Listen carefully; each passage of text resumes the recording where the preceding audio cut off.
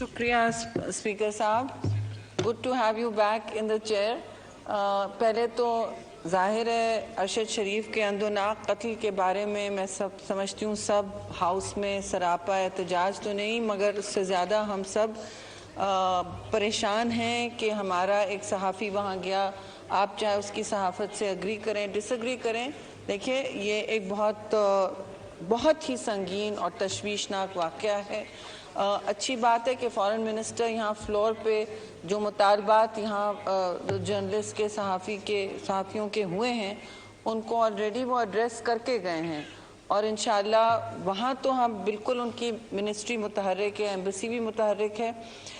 बात यह है कि जी सहाफ़त एक मुश्किल काम हो गया है बहुत सारे ममालिक में, हमारे में भी एक रविश रही है कि तशद्दुद और धौंस धमकी के हवाले से बहुत सारी बातें मनवाने की कोशिश की जाती है। तो ये जितना भी हम किसी भी सहाफ़ी पर तशद्दुद करें या उनको इस तरह से लें कि वो अपनी बात ना कर सकें खुली फ़ज़ा में, एक आपके सामने लम्हा फ़िक्रिया ही खड़ा होगा और एक मसला ही खड़ा होगा। पता नहीं अरशद के साथ वहाँ क्या हुआ। कुछ इत्तलात कहती हैं कि कोई मिस्टेकन आइडेंटिटी का केस था, कुछ इत्तलात कुछ और कहती हैं वो गैर मुल्क है, वहाँ की पुलिस के हाथ में ही तहकीकात होंगी, लेकिन हमारा मुतालबा होना चाहिए कि वो शफाफ हों और एक सहर हासिल हमें आउटकम मिले। पहले तो ये बात है, फिर उनके लवाकिन से उनकी फैमिली से ज़ाहिर है हम सबको शदीद हमदर्दी है। अल्लाह उनको जन्नत नसीब करे और सबको सब्र जमील अता फरमाए।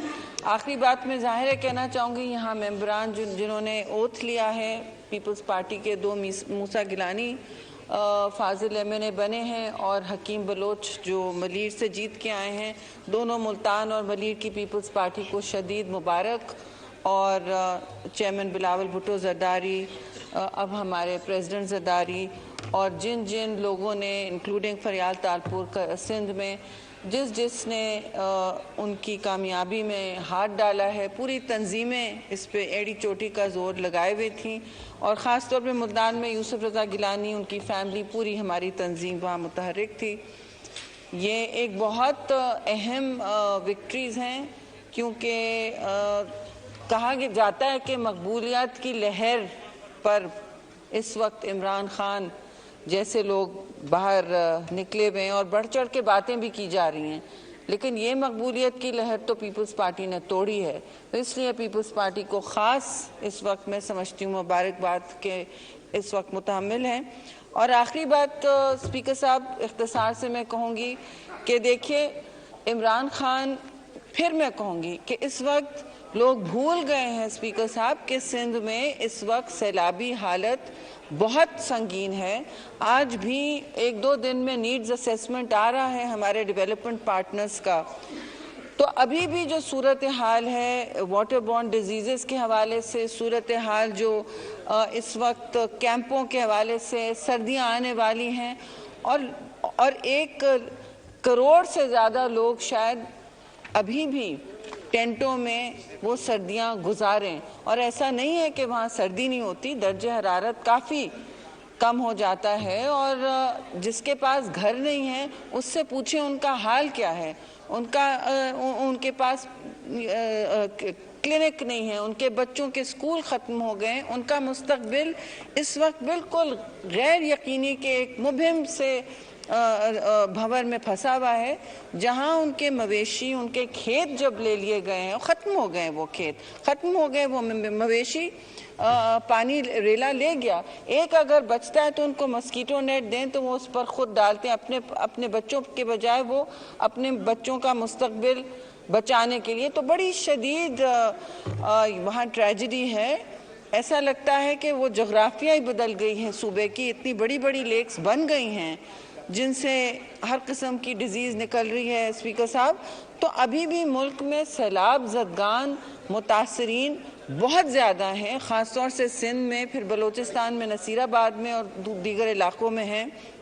यहाँ इस जमात पीटीआई की तो ऐसी लाताल्लुकियत कि वो समझते हैं कि सिवाय उनकी अपनी सियासत के और कोई काम नहीं है मुल्क में। इस वक्त भी सिंध में, बलूचिस्तान में स्पीकर साहब, मैं फिर कहूँगी 8 मिलियन से ज़्यादा लोग मुतासिर हुए हैं, यानी मुतासिर अपनी अभी भी ज़रूरत में हैं। यूएन तो कहती है 20 मिलियन अभी भी ज़रूरत में हैं मुल्क में हो, और आप क्या बातें करते हैं कि ये मदीना की रियासत बनाएंगे, लेकिन पीछे तो हम काम में दिन रात गुजार रहे हैं। स्पीकर साहब, दिन रात गुजार रहे हैं काम में, और हम इधर देखते हैं कि वो कहते हैं कि हम घेराव जराव करेंगे, हम कैपिटल को आपके यरगमाल करेंगे। पहले भी उन्होंने 126 दिन ड्रामा और एंटरटेनमेंट लगा के रखा, अभी भी कहते हैं कि हम हंसी मजाक वहाँ करेंगे, गाना बजाएंगे, लोगों को खुश करेंगे, लोगों को एंटरटेन करेंगे। उन्होंने क्या समझा है कि हम उनको अपना कैपिटल सर्कस बनाने लगेंगे? ये सर्कस है एंटरटेनमेंट का, जब 20 मिलियन 33 मिलियन लोग आपके मुतासिर हैं फ्लड से। उनको शर्म नहीं आती है बातें करते हुए कि अपनी जात के लिए वो लॉन्ग मार्च करना चाहते हैं? और लॉन्ग मार्च क्या करेंगे? वो क्या आती है उनको लॉन्ग मार्च? क्यों बार बार मनसूख करते हैं? अभी तक वो लोग निकाल नहीं चुके हैं। उस दिन भी 1000 लोग फैजाबाद इंटरचेंज पे जमा नहीं कर सकी थी जमात वो, तो उनको फिर कहना पड़ा कि जी आप पीछे जाएं, पीछे जाएं। हो तो ये रहा है। और अगर वो समझते हैं कि यहाँ घेराव जलाव की सियासत करेंगे कैपिटल में, तो उनको भी ठीक ठाक जवाब मिलेगा। ये कोई सिटिंग गवर्नमेंट अलाउ नहीं करती स्पीकर साहब, ये कहीं नहीं, किसी दुनिया का निज़ाम नहीं है कि मुल्क में 33 मिलियन लोग मुतासिर हों और एक जमात जो अपनी जात के लिए कभी खारजा पॉलिसी को झोंकती है, कभी कूड़े में, कभी आपकी इक्तिसादी लेटर्स लिखे जाते हैं IMF को, कभी केबल गेट होता है, और अब मुल्क में इतना बड़ा सानिया हुआ है, लेकिन कान पे जू नहीं रेंगी है। 1-2 टेलीथॉन्स करके फारिग हैं। ऐसा लग रहा है कि मुल्क में उनको कोई तकलीफ नहीं है। मुल्क में इस वक्त कोई ख़वातीन, बच्चे, वल्नरेबल कम्युनिटीज़ कहीं नहीं हैं, उनको कोई परेशानी नहीं है, कान पे जू नहीं रेंगती। उनको पड़ी है अपनी ज़ात की सियासत, उनको पड़ी है कि हम लॉन्ग मार्च जब तैयार होंगे करेंगे, कोई सिग्नल दे, कोई पीछे से तरला करते हैं, सामने कुछ बात करते हैं, पीछे से सबके तरले कर रहे हैं। वो साफ बात है जी, हमने हमेशा मुअज़्ज़ब सियासत की है। चेयरमैन बिलावल का लॉन्ग मार्च मैं चैलेंज करती हूँ वो उस तरह कर सकें, चैलेंज करती हूँ कि 10 दिन आप लॉन्ग मार्च करें और एक पत्ता नहीं फड़के और एक गमला नहीं टूटे। तो आप इनसे पूछिए कि ये क्या बेच रहे हैं इस सूरत हाल में? किसी की तक़वियत के लिए कुछ काम किया है? किसी की मदद की है उन्होंने? तो ये कौन से पाकिस्तान को बचाने निकले हैं? वही जिसका वो कबाड़ा कर रहे थे, वही जिसको वो आग में और चूल्हे में झोंकना चाह रहे थे। जो आज भी इन्फ्लेशन की का सूरत हाल है, कीमतों की सुनामी है, वो इनकी वजह से है। उन्होंने 4 साल पिछली हुकूमतों पर अपनी मुस्तकिल तनकीद के, गाली गलोच के निश्तर बरसाए कि हम पिछली हुकूमतों की वजह से सूरत हाल में खड़े। तो आप आज कहाँ खड़े हैं? हमने तो 1 साल नहीं हुआ, आपके साथ पाकिस्तान डूब रहा था, हम क्या उसे डूबने देते? नहीं, पाकिस्तान को हमने डूबने नहीं दिया। एक सियासी कीमत अदा की, आपके सारे गुनाह सर लिए जो अभी भी लिए हुए हैं, और आपको ये जुर्रत होती है कि आप पकड़े जाते हो, आपके अकाउंट्स पकड़े जाते हैं। चैरिटी के लिए लोग चैरिटी करते हैं ना, सब करते हैं, यहाँ भी होती है। चैरिटी के लिए आपके अकाउंट्स पकड़े जाते हैं। आप क्रिकेट खेल रहे हैं वूटन में और वो अकाउंट्स कहाँ गए किसी को नहीं पता, और आप हर इदारे पर हमला कर रहे हैं, आप हर उस इदारे पर हमला कर रहे हैं स्पीकर साहब जो आपके साथ बिल्कुल हम आहंग ना हो। अगर फैसला आपके फेवर में आता है तो आप बिल्कुल ठीक हैं, इलेक्शन रिजल्ट आपके फेवर में आता है तो आपको कोई प्रॉब्लम नहीं होता। जो आपके फेवर में नहीं उसको आप मुतनाज़ा करते हैं। आपने मदीर में क्या तमाशा लगाया हुआ है? और फिर आप हर उस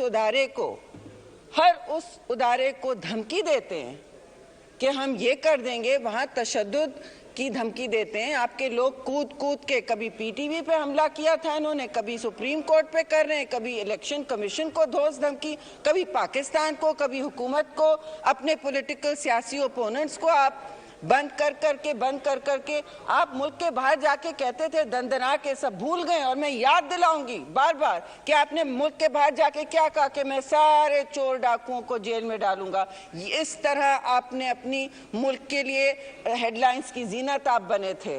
वहां आपने जाके अपनी तरफ से चोर डाकू का बयानिया मुल्क के बाहर ब्रॉडकास्ट किया था। FATF से हम निकले, उसकी credit chairman Bilawal Bhutto, foreign minister की पूरी टीम और उनको जाती है, प्राइम मिनिस्टर शहबाज शरीफ को जाती है और सारे इदारों को, इन बशमूल आर्मी चीफ और जितने लोग जिन्होंने काम किया। बहुत लोगों ने इसमें रातें गुजारी हैं, बहुत मिनिस्ट्रीज ने जो 34 चीज़ें जो उसके एक्ट्स थे उनके आगे किया है काम। मतलब पाकिस्तान आगे निकला हुआ है इन 34 शिकों के स्पेशली। तो ये किस तरह क्रेडिट ले रहे हैं? इनके होते हुए तो हमने सारी इमदाद की थी, इनके होते हुए हमने करेक्शंस की थी। यहाँ उन्होंने इस हाउस में सबमिट तक नहीं होने दी थी, बुलडोजर चला दिया था। करने क्यों इनके टाइम में क्यों नहीं हुआ? ये नहीं हुआ क्योंकि इन्होंने पाकिस्तान को नॉन सीरियसली लिया हुआ था। अभी भी वो नॉन सीरियस है और नॉन सीरियस से तो बहुत आगे हैं। चोर डाकू तो अब प्रूव हो गया, साबित हो गया बगैर किसी अभाम के चोर डाकू जो तोशा खाना जैसे गिफ्ट्स को चोरियां करते हैं और मार्केट में बेचते हैं, ओपन मार्केट में। और आप पढ़ लें ECP ने क्या कहा है। कल आप में से राजा साहब, स्पीकर साहब, आप में से कोई, यूसुफ रजा गिलानी उठ के गए, कोई भी इस तरह करे, आप बताएं किस कठेरे में खड़े होंगे और सर झुका के खड़े होंगे? सर तस्लीम खान जी, अदालत हमें कह रही है, ECP हमें कह रहा है, जो भी हमारे दिल में हम इज्जत से उनसे पेश आते हैं। आप बताइए, ये कहते हैं नहीं। और ECP में लिखा हुआ है, वो आर्टिकल 1 से क्लॉज 173 ऑफ 17 तो 2017 के इलेक्शन एक्ट में क्या लिखा है? उसकी उन्होंने खिलाफ वर्जी की है। इसको करप्ट प्रैक्टिसेस ECP के लॉ में है।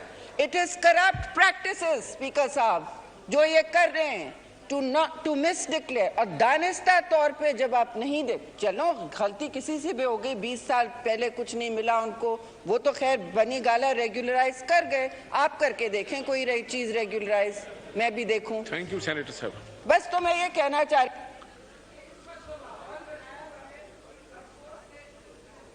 सेनेटर साहब अगर माइक खोले। अफसोस से हम किसी को याद नहीं दिलाते हैं वो कहां से आए हैं। मेरे ख्याल में वक्त आ गया है कि हम याद दिलाएं लोगों को, क्योंकि हम इतने बिजी हैं अपने कामों में, जाने बचाने में, कि हम याद नहीं दिलाते लोगों को कि ये क्या करके आए हैं और असल चोर डाकू कौन है, करप्ट प्रैक्टिसेस का मुर्तकब कौन रहा है और किसको जवाब देना होगा। अब उनसे कहें फॉरेन फंडिंग केस तो आया नहीं है, अभी तो पार्टी शुरू हुई है। शुक्रिया, हौसला पकड़ें। जनाब सलाउद्दीन